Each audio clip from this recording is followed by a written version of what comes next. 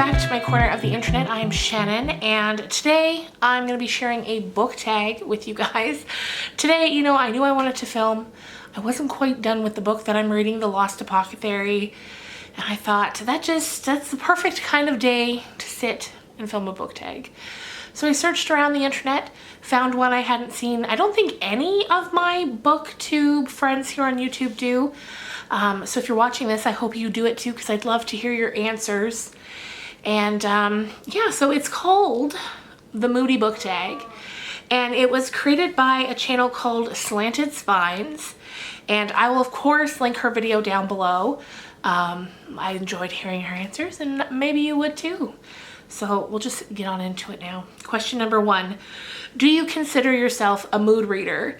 So first I had to Google what's a mood reader, because I kind of knew, but I wanted to make sure. And it's someone who doesn't really follow any sort of like schedule or TBR. They just kind of read whatever they're moved to read at any given time. So I'm somewhat of a mood reader. I've got, my pile of books I want to read, and then when I go to pick which one to read next, I don't really go in like the order they were purchased or the order that, they were added to the pile. I look through and I pick whichever one sounds best at the time. So I guess so. Question number 2, do you set TBR lists and do you stick to them? Well, as you've seen, since 2021's begun, I've done a couple TBR videos. So do I stick with them? It's just kind of, it's not so much a list, it's just my pile of books to read. So to say, do I stick to them? I eventually get to them all, but I don't get to them in order or anything like that. Question number 3, do books affect you emotionally? Does the mood of a book rub off on you? Books definitely affect me emotionally. I can have my day made better or worse by a book, especially an ending of a book. I'm usually able to pull myself together fairly quickly afterwards, but yes, I definitely get affected. Number 4, when you're feeling sad, what do you read or do you not read when sad? Again, I'm just reading whatever I'm reading. Whatever book I'm currently reading, I'll just keep on. My big thing is I don't like to be reading too many books at the same time. So I just keep reading whatever I'm reading, whether I'm sad, happy, or whatever other feeling.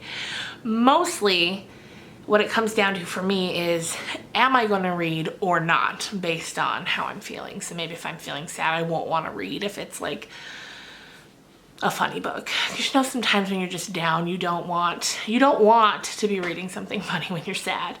But no, I don't. It doesn't really affect what I'm reading, but more so if I'm going to read, if that makes sense.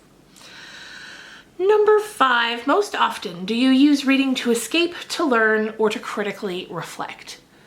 Most generally, to escape. Books are such a great escape. You can travel to so many places. You can meet so many people by just picking up a book and reading it. And I love that so much. When I was a kid, I loved that. It was a way. We always lived in a small town, or we moved a lot. And so there'd always be periods of time after a move where I wouldn't yet know anybody, but with books, there was always somebody you could meet and spend time with and go on adventures with. And I absolutely loved that as a kid, and I continue to love that now. I love all 3 of those. I love to learn from books, and I feel like we're always learning, even if it's in fiction. There are always things I'm learning, or I'll hear about something in a book and then later on I'll go and research it and learn more about it in general, and I think that's just such a wonderful thing about reading. Not only do you learn about so many things, but I learned so many words that I didn't know before. So often I'm jotting down words that I need to look up to figure out what they mean, so I love that. Also, critically reflect. Yes, how often do I read a book and whether positive or negative, you'll see yourself in it, or you'll see someone in it, or it will just make you look at things differently or think about things differently.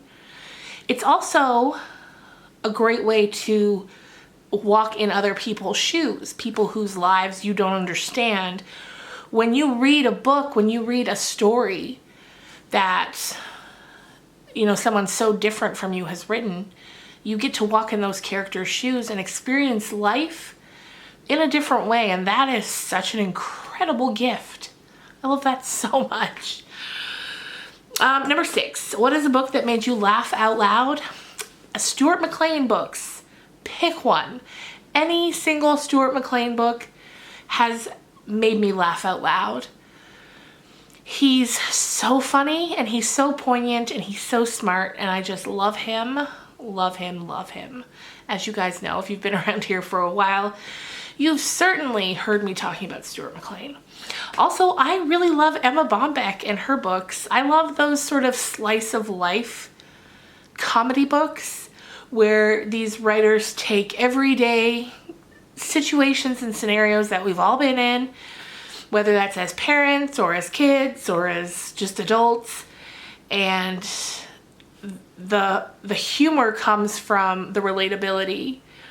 And that's the kind of things in books that I find really, really funny. What is a book that has made you cry? Or if you don't cry, one that really moved you? Oh, I've certainly cried. There's been a ton of books that have made me cry. So many. Off the top of my head, My Dark Vanessa was one. All My Puny Sorrows by Miriam Toews, which...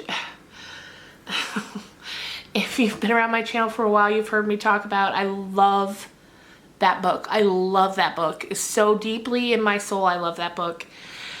It's about two sisters, and one who's really, really struggling with mental health issues, and their life together.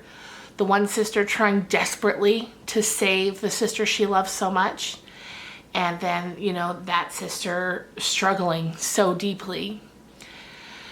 And it's a beautiful story. And it's semi-autobiographical for the author.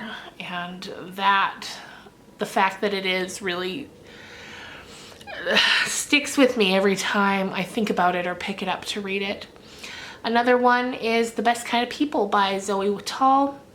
That book gets me every time too, and I can't help but shed a tear. And also, Stuart McLean books. Not only does he make me laugh, he can always, always make me cry. Question number 8. What is a book that you didn't even know how you felt about it? Oh, that's a good question. Hang on, I know the answer to this because recently I read one and I was kind of like, how do I feel about it? And of course, it's not coming to me right now. I don't know, but there's been a ton. There's been a ton where, you know, you don't completely dislike it, but you're just like, not sure. Not sure if that's for me. Number 9, are you more likely to read on a sunny day or a cloudy day? Girl, any day. Sun, rain, snow. I'll read any day as long as I'm in the mood. Now, I will say mostly I do read from bed. That's where I get most of my reading done. I'll go up to bed an hour or so before I want to go to sleep and I'll read then. So at that point, the weather doesn't matter because it's dark. But yeah, it doesn't matter. Question number 10. Do you usually set the mood when you read? Music, lights, smells, etc.? No. Like I said, I'm usually in bed, so it's just me and my little night table light, and we're doing the best we can. And the final question, number 11. Can you leap from book to book, or do you need buffer time between them? I usually do take a bit of buffer time just to allow myself to fully process what I've read. But not long, just, you know, whether that's a couple hours, a day, and then I just move on to the next one. And yeah, I really liked these questions. I thought this was a great tag, and it was, like I said, different than any other one that I've seen. So if you yourself make book-related content or just content in general and you'd like to do this tag, I hope you do. I'd love to hear your answers. If you don't make your own content, let me know down in the comments below what some of your answers would be. I would love to hear it. Ow. Sorry guys.